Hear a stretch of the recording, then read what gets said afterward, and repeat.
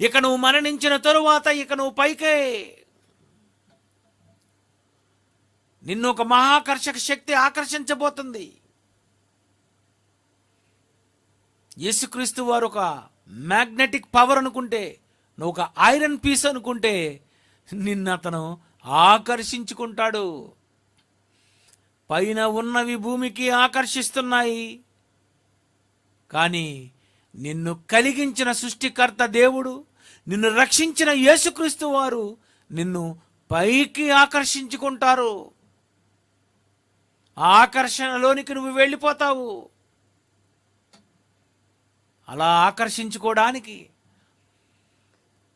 దేవుడు యావత్తు ప్రపంచము దేవుని ఆకర్షణలోనికి రావాలంటే, ఆ పరలోకానికి రావాలంటే పరిశుద్ధులుగా ఉన్నవారు మాత్రమే ఆయనకు ఆకర్షింపబడతారు. ఎందుకంటే పరిశుద్ధులుగా నిర్దోషులుగా ఉండవలెనని జగత్తు పునాది వేయబడక మునిపే ఆయనలో ఆలోచించుకున్నాడు. కనుక మిమ్మల్ని అందరినీ దేవుడు ఆకర్షించాలంటే పరిశుద్ధుడు అయ్యేవంటే నిన్ను ఆకర్షిస్తాడు.